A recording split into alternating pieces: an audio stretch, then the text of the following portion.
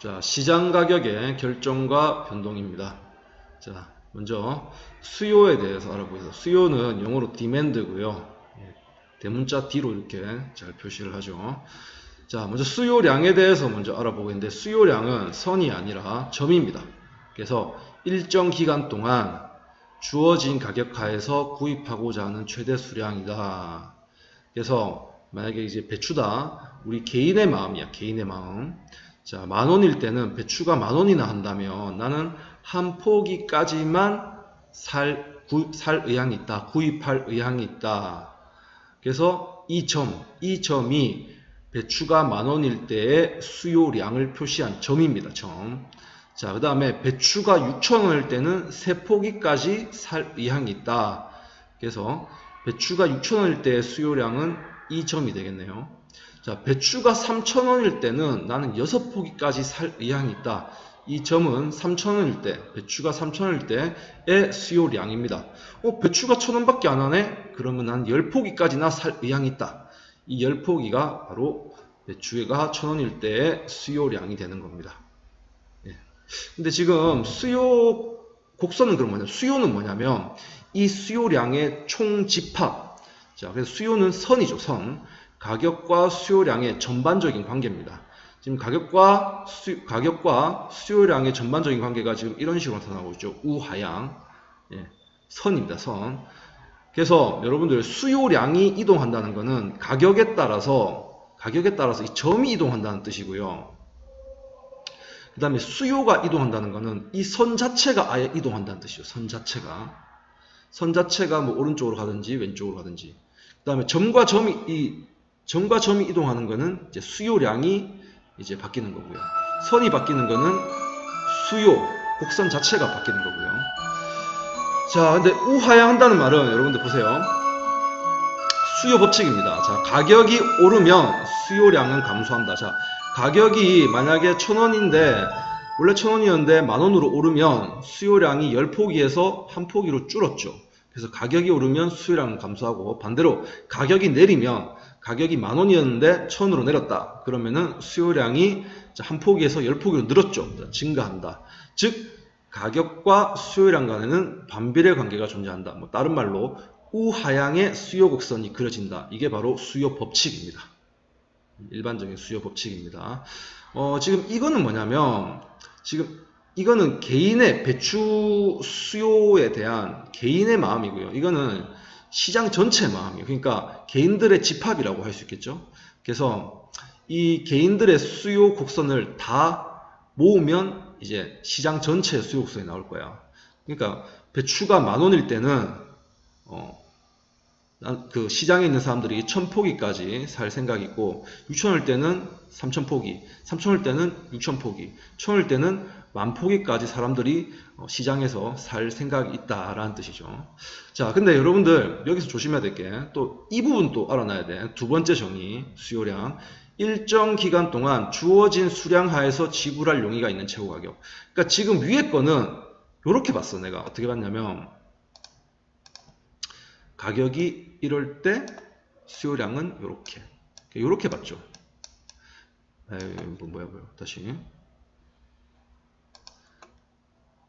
가격이 6,000원일 때 수요량은 3포기다. 이런 식으로 봤는데, 이제 밑에서 위로 한번 보겠습니다. 밑에서 위로. 그러니까 자, 일정 기간 동안 주어진 수량 하에서 지불할 용의가 있는 최고 가격. 자, 시장에 가봤더니 배추가 1,000포기밖에 없대. 올해 배추가 되게 귀하대.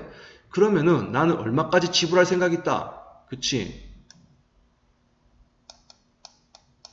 배추가 1,000포기밖에 없을 때는 나는 무려 배추를 한 포기당 10,000원까지 지불할 용의가 있다. 반면에 배추가 시장에 3,000포기 있다. 그러면 나는 얼마까지? 6,000원까지 지불할 용의가 있다. 배추가 시장에 6,000포기 있다면 나는 3,000원까지 지불할 용의가 있다. 시장에 배추가 남아 돌아요. 배추가 시장에 10,000포기나 있어. 그러면 이 널린 배추를 나는 고작 1,000원 정도까지밖에 지불할 용의가 없다. 이 말입니다. 알겠습니까? 지불할 용의가 있다. 이 말입니다. 자, 그래서 여러분들 일정 기간 동안 주어진 가격하에서 구입하고자 하는 최대 수량, 그렇게 보셔도 되고요. 일정 기간 동안 주어진 수량 하에서 지불할 용의가 있는 최고 가격. 그러니까 요렇게 보느냐 아니면 요렇게 보느냐, 네, 그 차이죠. 똑같은 말입니다, 결국은. 자, 그러면 이제 수요 법칙은 다시 말하지만 이제 점 이동하는 거라고 했죠. 가격이 만원에서 1,000원으로 떨어지면 수요량이 한 포기에서 10포기로 늘죠. 그러니까 이 선을 따라서 점 이동하는 거예요. 점 이동하는 게. 이게 이제 수요량이 변하는 거고 수요 법칙입니다. 근데 지금 이제 우리가 할 거는 뭐냐면 이 선 자체가 이렇게 이동하는 거예요. 이런 식으로. 늘 수도 있고 줄 수도 있고 이런 식으로. 자, 그걸 뭐라고 하냐면 여건 변화라고 합니다. 그러니까 가격 이외에 다른 요인들이 변하면 이 선 자체가 이동해요. 선 자체가. 그러니까 선의 이동입니다. 여건 변화 이꼴 가격 이외의 변화 이꼴 선의 이동, 이렇게 보시면 되겠습니다. 자, 첫 번째 여건 변화는 뭐냐면 여러분들 기억나시는지 모르겠는데 소득입니다. 소득. 자, 여러분들 자, 이게 수요 곡선이었는데 여러분들 소득이 증가했어요. 소득이 만약에 증가했다 치자. 그러면 여러분들이 만약에 원래 소득이 100만원이었는데 300만원으로 소득이 증가했어. 그러면은 배추 어떻게 하겠어? 더 많이 살 수 있겠지. 그쵸? 그래서 수요 곡선이 오른쪽으로 증가합니다. 반면에 소득이 100만원에서 50만원으로 줄었다면 이제 배추 옛날만큼 많이 못 사겠지. 그래서 수요 곡선이 왼쪽으로 이동합니다. 그래서 수요가 줄죠. 그러니까 소득이 증가하면 수요가 증가하고 소득이 감소하면 수요가 감소합니다. 소득이 감소하면 그죠? 수요가 감소합니다. 그 다음에 두 번째, 소득과 관계없이 소비자 기호에 따라서도 수요 곡선이 이동하는데 테이스트, 기호는 테이스트죠. 예를 들어 볼게요. 이게 그 오리고기에 대한 수요 곡선이라고 가정해 볼게요. 근데 여러분들 만약에 오리고기가 탈모에 좋다더라, 이거를 서울대 의대 교수가 방송에서 얘기했다. 그러면 사람들이 미친듯이 살라고 하겠죠. 소비자 기호가 어떻게 되겠어? 증가한단 말이야. 이렇게 증가한단 말이야. 그러면 어떻게 되겠습니까? 소득 곡선이 이동하겠죠. 예, 이동할 겁니다. 어느 쪽으로? 오른쪽으로. 자, 그래서 이런 식으로 오른쪽으로 수요 곡선이 이동할 겁니다. 반면에 오리고기를 먹으면 입이 튀어나온다더라. 이거를 미국의 존스 홉킨스 대학교의 의대의 어떤 교수가 말했습니다. 그래서 이게 신빙성이 있다. 그래서 오리고기를 많이 먹을수록 입이 많이 튀어나온다. 그럼 사람들이 안 먹으려 하겠죠. 그래서 가격은 변하지 않았는데도 수요 곡선이 왼쪽으로 이동합니다. 수요가 줄었다 이 말이죠. 예. 소비자 기호의 변화입니다. 그 다음 거 한번 보겠습니다.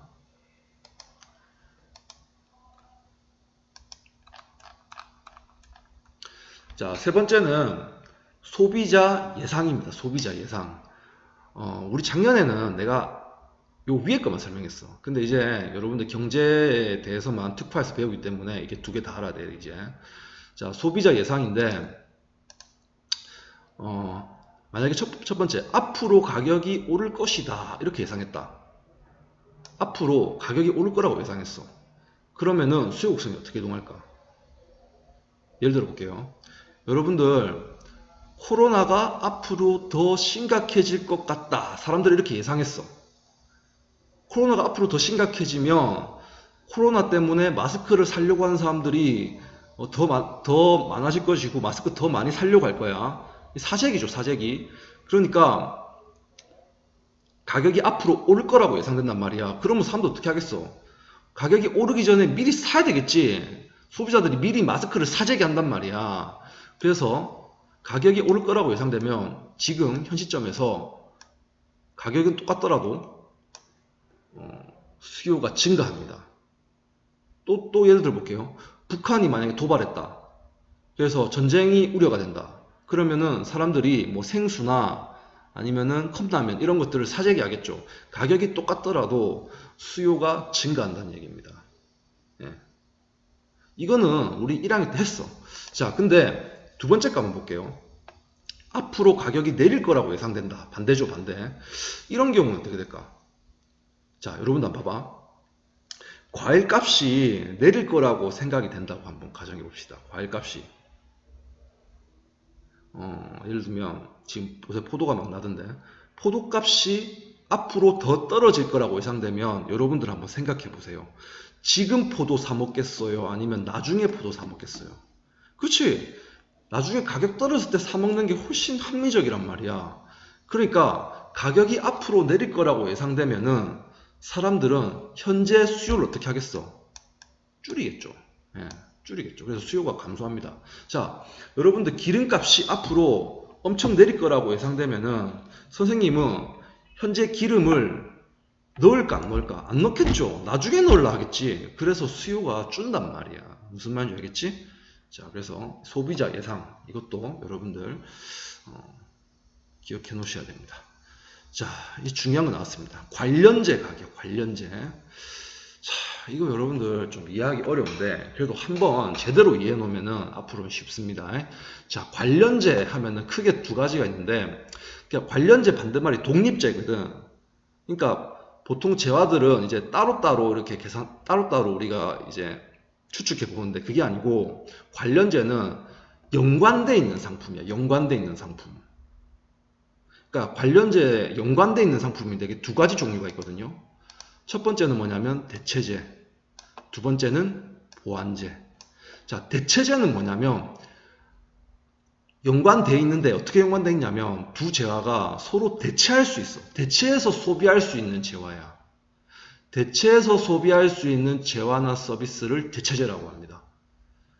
예를 들면 일반적인 사람들 사이에서 콜라와 사이다는 대체제입니다. 물론 콜라에만 미친 사람, 사이다에만 미친 사람은 콜라가 사이다를, 사이다가 콜라를 서로 대체하기 힘들겠죠. 근데 일반적인 사람이라면 콜라 대신 사이다 먹어도 뭐 상관 별로 없을 거예요. 고기 먹고 햄버거 먹고 사이다 먹고 콜라 먹어도 상관없단 말이야.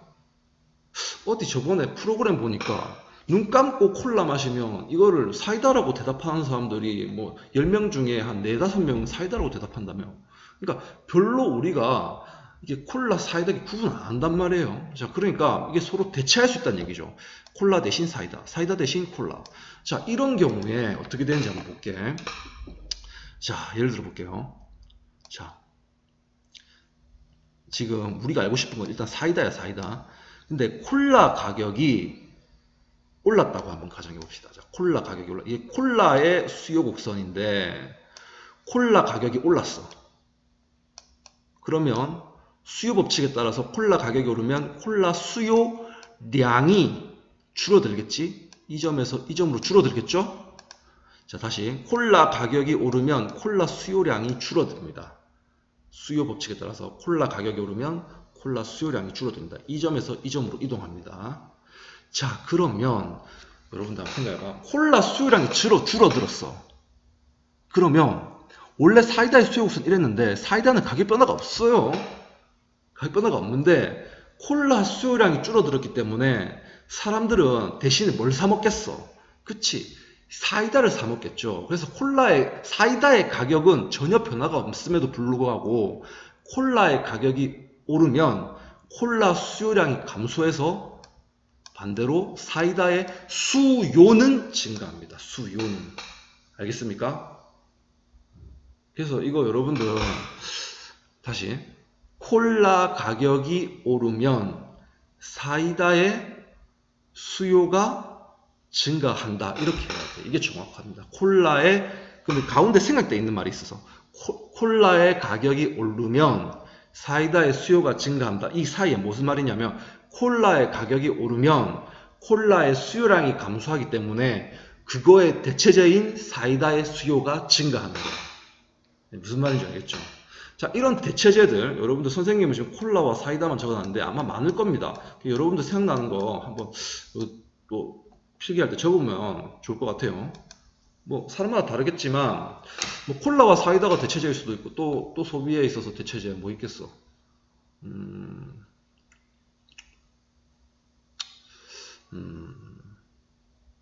자, 여러분들이 한번 생각해 보세요. 갑자기 생각이 안 나네. 자, 그 다음에 보완제. 보완제는 대체제랑 반대야. 그러니까 서로 보완할 수 있어. 그러니까 함께 같이 소비하면 효용이 더 커지는 재화와 서비스를 얘기합니다. 함께 소비하면 더 좋은 거. 더 좋은 거. 예를 들면 이해는 내가 별로 안, 이해는 별로 안 맞는 것 같은데 요새는. 그래도 이게 대부분의 경제학 책에서 이해를 많이 듭니다. 설탕과 커피. 설탕과 커피. 설탕과 커피는 함께 소비하면은 더 좋대. 이거 옛날에 믹스커피 시대에는 이 말이 맞죠, 사실. 왜냐하면 커피 탈 때 설탕 타먹어, 커피 타먹어, 커피 2스푼에 설탕 3스푼 막 이런 식으로 했잖아. 그치? 자, 그래서 옛날 경제학 책들 보면은 전부 이해 드러났어. 설탕과 커피. 물론 다른 것도 또 많겠는데. 아무튼, 자, 보완제입니다. 보완제는 어떻게 되는지 한번 볼게요. 자,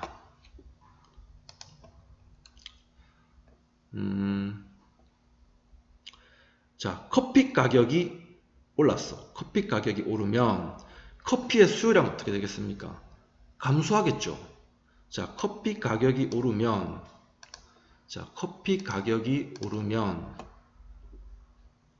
커피 가격이 오르면 뭐예요? 커피 가격이 오르면 커피의 수요량은 감소합니다. 그렇죠? 점의 이동입니다. 수요량의 이동입니다. 자, 그러면 봐봐. 커피는 설탕과 같이 간단 말이야. 그러니까 보완제인 설탕 봐봐봐. 커피 가격 올라갔고 커피 수요량 줄었지. 그럼 뭐도 덩달아 주는 거야. 그렇지? 설탕의 수요도 줄죠. 설탕 가격은 변화가 없는데 설탕 수요 자체가 줄어드는 거죠. 이렇게 선 자체가 이동하는 거예요. 무슨 말인지 알겠습니까? 다시. 커피 가격이 오르면 커피 수요량이 줄어들어서 보완제인, 이거 왜 필기를 이렇게 하지? 커피가 아니고 설탕 수요도 감소한다. 이렇게 필기하셔야 되겠죠? 네. 자, 그래서 보완제인, 서로 보완제사인 커피와 설탕인데 커피 가격이 오르면 커피 수요량이 감소합니다. 그러면 덩달아서 무슨 수요도 감소하냐면 설탕의 가격 변화는 없어. 근데 커피 수요량이 줄었기 때문에 보완제인 설탕의 수요도 어떻게 돼? 감소하는 거죠. 이해되겠습니까? 이게 바로 대체제와 보완제입니다.